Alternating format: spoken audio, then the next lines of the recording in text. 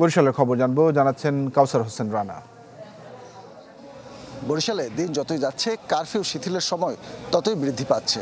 পাশাপাশি অফিস আদালত সবকিছু খুলে যাওয়ায় কিন্তু সাধারণ মানুষের ভিতরে চিরাচরিত যে ব্যস্ততা, সেই ব্যস্ততা লক্ষ্য করা গেছে। আমি এই মুহূর্তে আছি বরিশালের লঞ্চঘাট এলাকায়, যেখানে দেখা যাচ্ছে যে সকাল থেকে কিন্তু বরিশাল থেকে যে বিভিন্ন রুটের লঞ্চগুলো রয়েছে সেই লঞ্চগুলো কিন্তু চলাচল করছে। এবং একই অবস্থা দেখেছি বরিশালের দুটি বাস টার্মিনালে, নতুল্লাবাদ বাস টার্মিনাল এবং রূপাতলী বাস টার্মিনালে।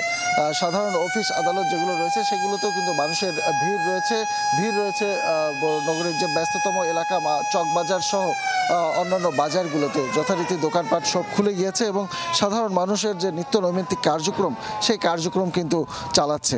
বরিশালের পুলিশ কর্তৃপক্ষের সাথে আমাদের কথা হয়েছে। মেট্রোপলিটন পুলিশের কমিশনার মোহাম্মদ জিহাদুল কবির আমাদেরকে জানিয়েছেন যে বরিশালে এখন পর্যন্ত পরিস্থিতি স্বাভাবিক রয়েছে, কোথাও কোনো অপ্রীতিকর ঘটনার খবর পাওয়া যায়নি। তবে আইন শৃঙ্খলা রক্ষায় বিভিন্ন পয়েন্টে তাদের অতিরিক্ত পুলিশ মোতায়েন করা হয়েছে। যে কোনো পরিস্থিতি মোকাবেলার জন্য তারা কিন্তু প্রস্তুত রয়েছে। তো এই ছিল দর্শক, এই মুহূর্তে ঢাকা টাঙ্গাইল মহাসড়কের খবর জেনে নিব, জানাচ্ছেন মাসুদ রানা। আমি এই মুহূর্তে দাঁড়িয়ে আছি ঢাকা টাঙ্গাইল বঙ্গবন্ধু সেতু মহাসড়কের টাঙ্গাইল সদর উপজেলার নগর জলপাই বাইপাস এলাকায়। আমার পিছনে দেখতে পাচ্ছেন এই যে ঢাকা টাঙ্গাইল বঙ্গবন্ধু সেতু মহাসড়কটি, এই মহাসড়কে কিন্তু বর্তমানে যান চলাচল স্বাভাবিক রয়েছে এবং এই যান চলাচল স্বাভাবিক করার জন্য এখানে টাঙ্গাইল জেলার আইন শৃঙ্খলা বাহিনী সহ সেনাবাহিনীর একটি টহল টিম কিন্তু প্রতিনিয়ত এই মহাসড়ক পরিদর্শন করছেন এবং তারা টহল দিয়ে যাচ্ছেন। এর পাশাপাশি টাঙ্গাইল সদর উপজেলার নির্বাহী কর্মকর্তা রয়েছেন এবং র্যাব পুলিশ রয়েছেন। তারা কিন্তু সকাল থেকেই বিভিন্ন জায়গায় কিন্তু তারা অবস্থান নিয়েছেন এবং এই মহাসড়কে যেন কোনো ধরনের অপ্রীতিকর কোনো ঘটনা না ঘটে সেই বিষয়ে তারা কাজ করছেন। এবং আজ সকাল থেকে কিন্তু টাঙ্গাইল যে বাস স্ট্যান্ডটি রয়েছে সেই বাস স্ট্যান্ড থেকে দূরপাল্লার বেশ কয়েকটি গাড়ি চলাচল করতে দেখা গেছে এবং এই মহাসড়কে কিন্তু সকাল থেকে দূরপাল্লার যানবাহন, ব্যক্তিগত গাড়ি, পণ্যবাহী ট্রাক সহ বিভিন্ন ধরনের যানবাহন চলাচল করতে আমরা দেখেছি। গত 16 তারিখের পর থেকে 23 জুলাই পর্যন্ত কিন্তু এই ঢাকা টাঙ্গাইল বঙ্গবন্ধু সেতু মহাসড়কে তেমন কোনো যানবাহন চলাচল করেনি এবং গত 2 দিন ধরে এই মহাসড়কে যানবাহন চলাচল করছে। দর্শক, নারায়ণগঞ্জের সার্বিক খবর জেনে নিতে চাই। সহকর্মী আহসান সাদিক নারায়ণগঞ্জ থেকে যুক্ত হচ্ছেন আমার সঙ্গে। সাদিক,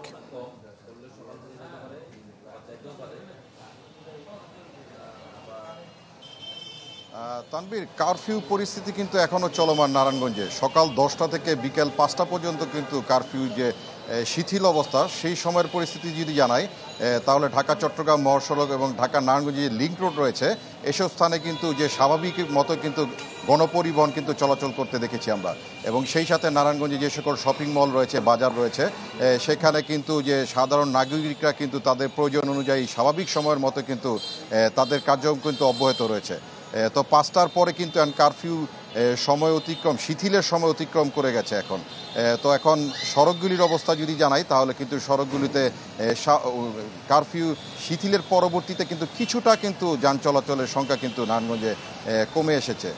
আর নারায়ণগঞ্জে গার্মেন্টস এলাকায় শিল্পাঞ্চল, এখানে কিন্তু গার্মেন্টস ফ্যাক্টরিগুলি কিন্তু সকাল থেকে স্বাভাবিক সময়ের মতোই কিন্তু চলছে এবং যে সকল কর্মীরা রয়েছেন তারা কিন্তু স্বাভাবিকভাবে তাদের কর্মস্থলে প্রবেশ করতে দেখেছি। আর এখন কিন্তু যে পরিস্থিতি, আইন শৃঙ্খলা বাহিনীর অবস্থা যদি তাহলে নারায়ণগঞ্জে মহাসড়কগুলিতে কিন্তু এখনও বিজিবি, পুলিশ এবং সেনাবাহিনীর টহল কিন্তু অব্যাহত রয়েছে এবং 14টি মোট মামলা এবং 374 জন কিন্তু এখন পর্যন্ত আটক রয়েছে। তো এই হচ্ছে সর্বশেষ পরিস্থিতি।